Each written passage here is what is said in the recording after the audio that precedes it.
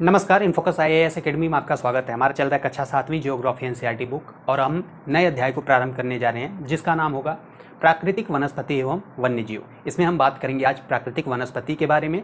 फिलहाल हम अगर पिछली वीडियो में बात करें तो हमने क्या देखा, अध्याय 5 जिसका नाम था जल। जल में हमने बहुत सारी नदियों को देखा, वह भी मैप के द्वारा। फिर देखा महासागरों के बारे में जानने का प्रयास किया। फिर हमने देखा तरंग क्या होते हैं, धाराएँ क्या होती हैं। फिर महासागरीय धाराओं के बारे में, उनके प्रकारों के बारे में देखने का प्रयास किया था। और ज्वार भाटा क्या होती है। तो प्रमुख छोटे छोटे पॉइंट तो जरूर थे, लेकिन प्रमुख पॉइंट थे जो कि यूपीएससी की दृष्टि से निकलते हुए पॉइंट हमें दिखाई दे रहे थे। आज हम बात करेंगे फिलहाल वनस्पति के बारे में। चलिए, जब हम ओपन करते हैं अध्याय 6वीं को तो उसमें हमें दिखाई देता है छोटी सी स्टोरी कहें या कहानी। उसमें एक नायिका होती है, वह हिमालय के क्षेत्रों में ट्रेवल करती है। तो उसी का वर्णन कर रहा है एनसीईआरटी कि उसे जैसे जैसे क्षेत्रों में आगे बढ़ती है उसे विभिन्न प्रकार के वनस्पति तथा विभिन्न प्रकार के क्षेत्र दिखाई देते हैं। तो कह क्या रहा है एनसीईआरटी, उसको देखिए। हिमाचल प्रदेश में गिरिपद में स्थित साल एवं सागवान के घने वन धीरे धीरे अदृश्य हो गए तथा पर्वत की ढलानों पर पतली नुकीली पत्तियों तथा शंक्वाकार वितान लंबे वृक्ष दिखने लगे। वह जैसे जैसे हिमालय के गिरिपद में स्थित साल एवं सागवान के जो घने वन थे धीरे धीरे अदृश्य हो गए और पर्वत की जब ढलानों की ओर वह बढ़ती है तो उसे क्या दिखाई देता है, पतली नुकीली पत्तियों वाले, या कहें कि उसके साथ साथ शंक्वाकार जो वृक्ष हैं, वितान लंबे वृक्ष, वह दिखाई देता है उस नायिका को। अब उसे पता चला, यानी उस नायिका को पता चला कि वह क्या था, शंकुधारी वृक्ष था। लंबे वृक्षों पर खिले लाल लाल फूलों पर जैसे आगे थोड़ा बढ़ती है फिर उसे क्या दिखाई देता है कि लंबे वृक्षों पर खिले लाल लाल फूलों पर उसका ध्यान गया। वे क्या थे, रेडोडेंड्रॉन के फूल थे। जैसे जैसे वह आगे बढ़ती है उसे विभिन्न प्रकार के क्षेत्र दिखाई देते हैं। अब जैसे ही थोड़ी सी आगे बढ़ी तो उसे क्या दिखाई दिए, लंबे लंबे वृक्षों पे लाल लाल फूल, जिसे वो क्या बोलता है एनसीईआरटी, रेडोडेंड्रॉन। क्या बोलता है, रेडोडेंड्रॉन। इसको आप नोट करिएगा, यह पॉइंट हम अभी आपसे क्वेश्चन बनाएंगे। इस पे आप देखिएगा कि रेडोडेंड्रॉन जो है किस तरह से क्वेश्चन बनेगा। यूपीएससी ने इस पे 2015 के आसपास इस पे क्वेश्चन पूछा गया था।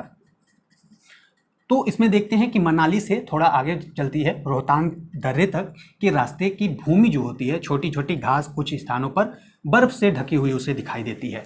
अब इसमें हम देख लें, अब अगर यहाँ से यूपीएससी आपसे क्वेश्चन बनाए कि आप किसी क्षेत्र में हैं और उस क्षेत्र का नाम आपको बताना है और उसमें बता रहा है यूपीएससी कि उस क्षेत्र में रेडोडेंड्रॉन के जो हैं फूल पाए जाते हैं, तो वह कौन सा वन क्षेत्र है या क्षेत्र है। आपको ऑप्शन दे दिया, हिमालय का वन क्षेत्र, कर्नाटक का वन क्षेत्र, मध्य प्रदेश का वन क्षेत्र या फिर उत्तर प्रदेश का वन क्षेत्र। तो आपको यह नाम जरूर से याद होना चाहिए, क्या, रेडोडेंड्रॉन के फूल जो हैं वह किन क्षेत्रों में पाए जाते हैं, तो हिमालय के क्षेत्रों में पाए जाते हैं। अब यहीं पे देखिए कि ऊंचाई में परिवर्तन के साथ जलवायु में परिवर्तन होता है। जैसे कि पिछली कक्षा या कहें कि 6वीं ही कक्षा से हम देखते हुए आ रहे हैं, क्या, कि जैसे जैसे ऊंचाई बढ़ती है वैसे वैसे तापमान में क्या होता है, या कहें जलवायु में क्या होता है, परिवर्तन होता है। तो उसमें हम कह सकते हैं कि जैसे जैसे जलवायु परिवर्तन होगा वनस्पति भी विभिन्न प्रकार के हमें दिखाई देगी।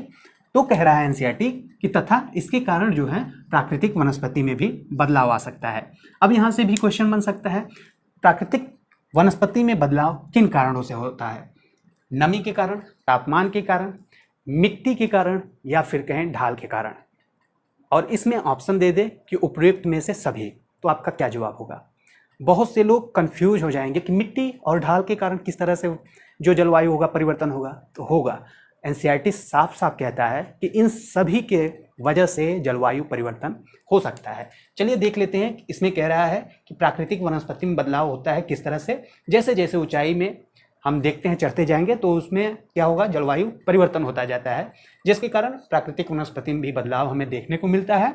वनस्पति की वृद्धि तापमान एवं नमी पर निर्भर करती है। देखिए आया ना ऑप्शन में कि वृद्धि और तापमान एवं नमी पर भी निर्भर करती है। इसके अलावा यह ढाल एवं मिट्टी की परत की मोटाई और जैसे कारकों पर भी निर्भर करती है। इन सब पॉइंट को आप नोट करते हुए चलेंगे। आमतौर पर प्राकृतिक वनस्पति जो है निम्नलिखित 3 मुख्य श्रेणियों में वर्गीकृत की गई हैं। वह कौन कौन से हैं, वन, घास, कांटेदार झाड़ियाँ। कौन कौन से, तो वन, घास, कांटेदार झाड़ियाँ। यह जो है बायोम भी कह सकते हैं, यानी इसके अंदर जो है वन के अंदर कई प्रकार के वनस्पति पाई जाएंगी, कई प्रकार के वन देखने को मिलेंगे। घास के अंदर हमें कई प्रकार की घास और घास स्थल देखने को मिलेंगे। फिर कांटेदार जो है झाड़ियाँ, उसके अंदर भी हमें कई प्रकार के झाड़ियाँ देखने को मिलेंगे। इसलिए हम कह सकते हैं कि इनके जो पारितंत्र हैं वह विभिन्न प्रकार के, और हम कह सकते हैं कि विभिन्न प्रकार के साथ साथ बहुत सारे हैं। इस वजह से हम कह सकते हैं कि यह एक बायोम भी है। इसमें हम देखते हैं सबसे पहले वन क्या है।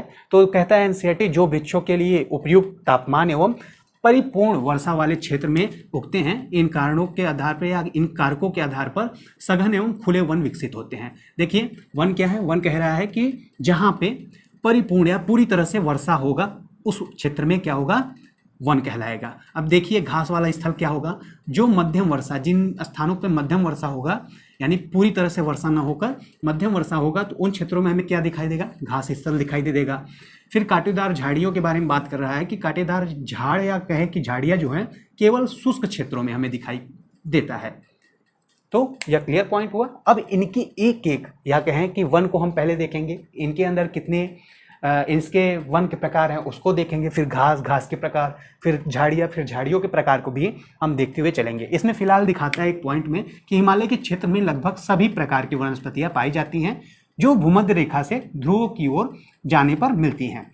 आप देखेंगे कि भूमध्य रेखा से ध्रुवों की ओर जाने पर इन क्षेत्रों में जो वनस्पति पाई गई रहेंगी, यानी भूमध्य रेखा से जैसे जैसे ऊपर बढ़ेंगे और जिन जिन क्षेत्रों से हम बढ़ेंगे उन क्षेत्रों में जो जो वनस्पति पाई जाएंगी वह हिमाचल प्रदेश में भी देखने को मिल जाएगी। वही एनसीईआरटी यहाँ पे बता रहा है। तो फिलहाल देखते हैं कि प्राकृतिक वनस्पतियों के प्रकार में बदलाव का मुख्य कारण जलवायु का बदलाव होता है। प्राकृतिक वनस्पतियों के प्रकार में बदलाव का मुख्य कारण कौन है, पॉइंट कीजिएगा, जलवायु का बदलाव होना। किसका बदलाव होना, जलवायु का बदलाव होना। अब बात करते हैं वन के बारे में। वन क्या है, वन में हम सबसे पहले बात करेंगे उष्णकटिबंधीय सदाबहार वन। जैसा कि पिछली वीडियो में भी हमने इस तरह के वनों के बारे में भी चर्चा किया था, जब हम कक्षा 7वीं के अध्याय 4 में हम देख रहे थे, 4वीं में क्या वन को, तो उसमें हमने बात किया था। अब फिलहाल बात कर लेते हैं वन क्या है, इस प्रकार के वन में किस तरह से खूबियाँ देखने को मिलेगी। तो आपने वन देख लिया, जो वृक्षों के लिए उपयुक्त तापमान एवं परिपूर्ण वर्षा वाले क्षेत्र होते हैं उनमें क्या होता है, वन की मात्रा या कहें कि उनमें पूरी तरह से वृक्ष उगते हैं, तो उन्हें हम वन कह सकते हैं। वन को हम देखते हैं कि इसमें सबसे पहले उष्णकटिबंधीय सदाबहार वन के बारे में बताया गया है। इसमें देखते हैं कि इन वनों को उष्णकटिबंधीय वर्षा वन भी कहते हैं। उष्णकटिबंधीय सदाबहार वन को वर्षा वन कहते हैं। क्या कहते हैं, वर्षा वन कहते हैं। इसको पॉइंट कर लीजिएगा। फिर इसमें कहता है कि ये घने वन भूमध्य रेखा एवं उष्णकटिबंधीय के पास वाले क्षेत्र में हमें देखने को मिल जाते हैं। कहाँ पे, भूमध्य रेखा तथा उष्णकटिबंधीय क्षेत्रों के बीच में हमें देखने को मिल जाए या फिर उसके आसपास हमें देखने को मिल जाते हैं। यह उष्णकटिबंधीय क्षेत्र क्या है, उपोष्णकटिबंधीय क्षेत्र क्या है, इनको भी हमने आपसे चर्चा कर लिया था। अब इसमें देख लेते हैं कि ये जो क्षेत्र होते हैं, यानी उष्णकटिबंधीय सदाबहार या कहें वर्षा वन जो क्षेत्र होते हैं, उसमें क्या होता है कि ये क्षेत्र गर्म होते हैं एवं पूरे वर्ष यहाँ अत्यधिक वर्षा होती रहती है।